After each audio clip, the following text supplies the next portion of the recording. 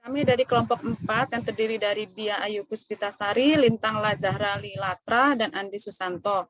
Dalam hal ini kami akan mempresentasikan makalah kami terkait piutang. Latar belakang kami dalam penyusunan makalah ini yaitu penjualan barang atau jasa adalah merupakan sumber pendapatan perusahaan dalam melaksanakan penjualan kepada para konsumen. Perusahaan dapat melakukannya secara tunai atau secara kredit.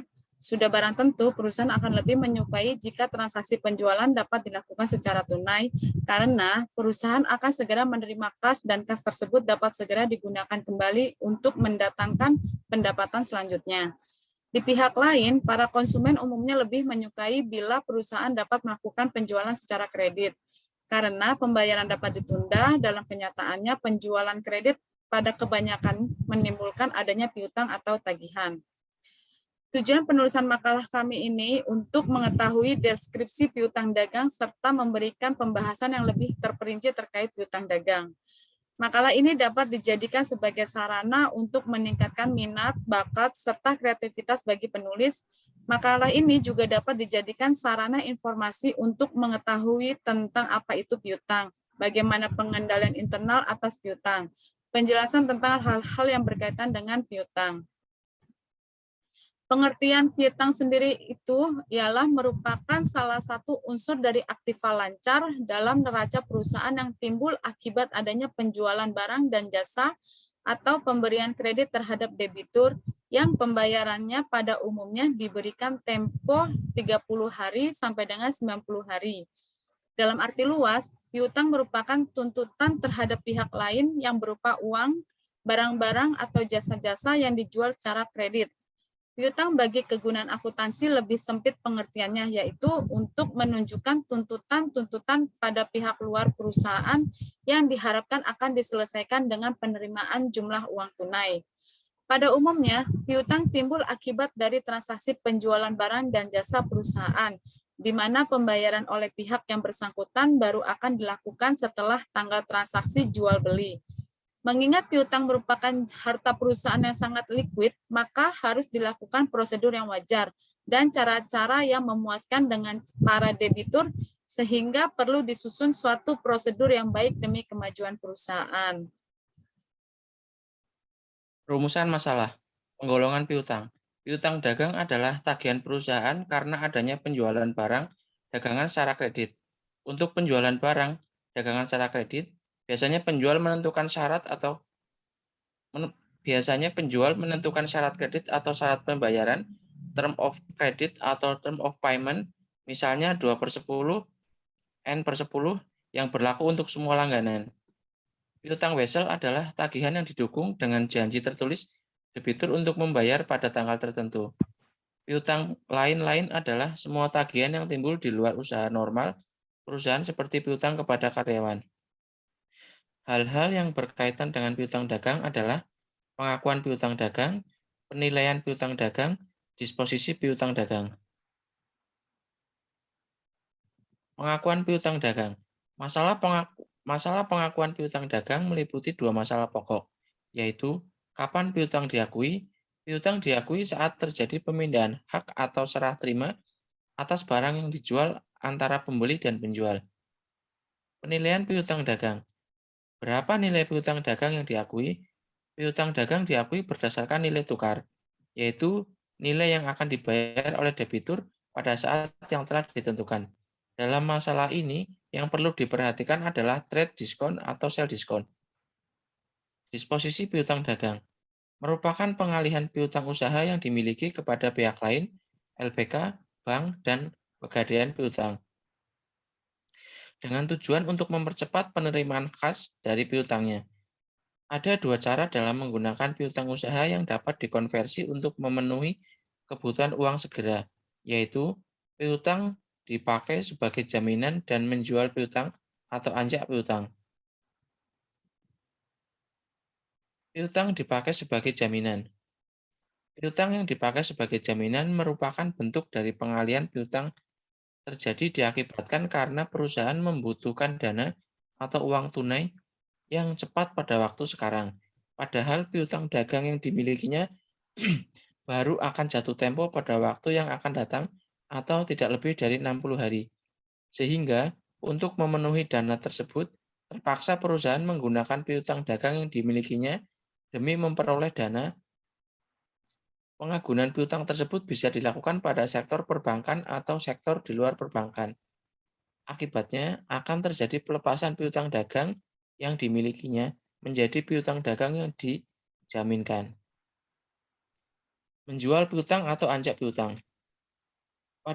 Pada cara ini, seluruh hak yang melekat pada piutang, pengelolaan dan administrasi serta seluruh risiko yang kemungkinan timbul dari piutang dagang tersebut dipindah tangankan kepada pembeli.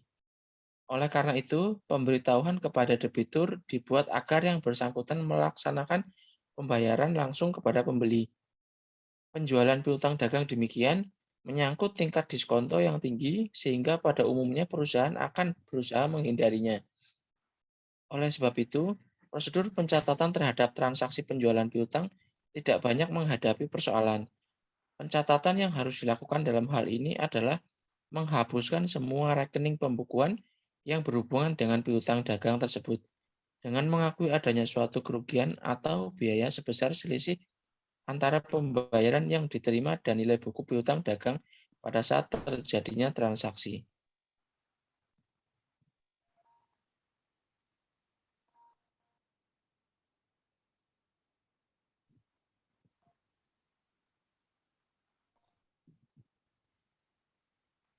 Pembahasan soal A. Contoh soal pengakuan piutang dagang. PT Maju Sukses pada tanggal 5 Maret 2021 menjual barang dagangan kepada PT Ampera Jaya seharga 10 juta rupiah dengan termin 2/10 N/30. Pada tanggal 7 Maret, ada beberapa barang yang cacat sehingga dikembalikan kepada PT Maju Sukses.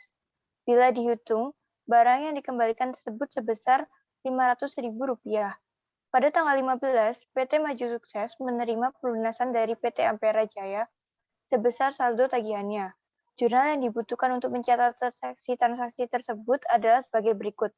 Pada tanggal 5 Maret, piutang dagang ditulis di debitnya sebesar 10 juta rupiah. Lalu penjualan ditulis di kreditnya sebesar 10 juta rupiah. Lalu pada tanggal 7 Maret, ditulis retur penjualan pada debitnya Rp500.000, lalu piutang dagang pada kreditnya sebesar Rp500.000. Dan pada tanggal 15 Maret, kas sejumlah Rp9.310.000 pada debit, lalu potongan penjualan sejumlah Rp190.000 dari 2%-nya Rp9.500.000 di debit, dan piutang dagang sebesar Rp9.500.000 di kredit. Catatan, potongan biasanya diberikan oleh produsen kepada distributor atau grosir atau dari grosir kepada pengecer dan jarang diberikan dari pengecer ke konsumen. B. Contoh soal penilaian piutang dagang. Menurut prinsip akuntansi Indonesia, piutang dagang harus dicatat dan dilaporkan dalam neraca sebesar nilai kas bersih atau neto yang bisa direalisasikan, yaitu jumlah piutang setelah dikurangi cadangan kerugian piutang tak tertagih atau CKP. Contoh penyajian di neraca aktiva lancar. Aktiva lancar, piutang dagang sejumlah 5 juta rupiah, lalu dikurangi cadangan kerugian piutang sejumlah Rp500.000, sehingga dihasilkan nilai realisasi bersih sejumlah Rp4.500.000. C. Contoh soal disposisi piutang. Yang pertama ada piutang yang dijaminkan. Pada tanggal 1 Mei 2021, PT Maju Sukses memperoleh pinjaman dari Bank Niaga Syariah dengan jaminan piutang usaha sebesar Rp2 juta. Pinjaman yang diterima 90% dari piutang yang dijaminkan dipotong biaya administrasi sebesar Rp25.000. Bunga jaminan 18% setahun. Jumlah pinjaman sejumlah Rp1.800.000 dari 90% kali Rp2 juta. Pinjaman yang diterima sebesar Rp1.775.000 dari Rp1.800.000 dikurangi Rp25.000. Jurnal yang dibuat 1 Mei Di dalam kas terdapat Rp1.775.000, lalu terdapat biaya administrasi sejumlah Rp25.000 dan utang bank sejumlah Rp1.800.000. Jika terdapat retur atau penghapusan piutang, maka saldo piutang yang dijaminkan harus dikurangi. Misal tanggal 5 Juni 2021, PT Maju Sukses menerima kembali barang dagangan yang telah dijual sebesar Rp50.000. Jurnal yang dibuat adalah 5 Juni, retur penjualan sejumlah Rp50.000 dan piutang usaha yang dijaminkan sejumlah Rp50.000. Yang kedua ada penjualan piutang. Pada tanggal 10 Juli 2021, PT Maju Sukses menjual piutang usahanya yang bernilai Rp2.500.000 kepada Bank Niaga Syariah. Harga jual piutang usaha tersebut adalah Rp2.250.000. CKP pada tanggal 10 Juli 2021 sebesar Rp150.000. Untuk berjaga-jaga, Bank Niaga Syariah menahan 10% dari harga jual piutang usaha. Maka, piutang yang diperkirakan dapat ditagih adalah Rp2.350.000 dari Rp2.500.000 dikurangi Rp150.000.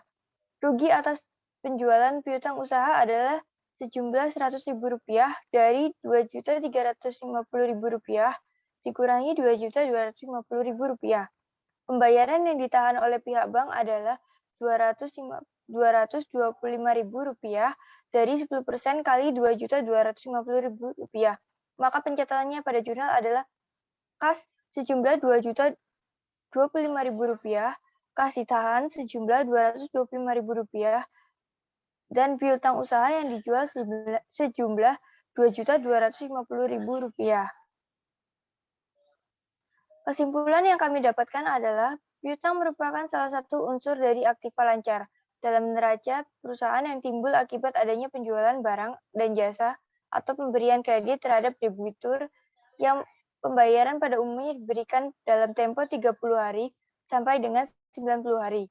Wesel tagih yaitu janji tertulis yang tidak bersyarat dari suatu pihak ke pihak lain untuk sejumlah uang tertentu pada tanggal tertentu di masa yang akan datang. Investasi jangka pendek adalah investasi yang dapat segera dicairkan atau didanai dari kelebihan dana yang bersifat sementara yang dimiliki oleh perusahaan yang dimaksudkan untuk dimiliki selama 12 bulan atau kurang. Demikian presentasi dari kami. Wassalamualaikum warahmatullahi wabarakatuh. Assalamualaikum.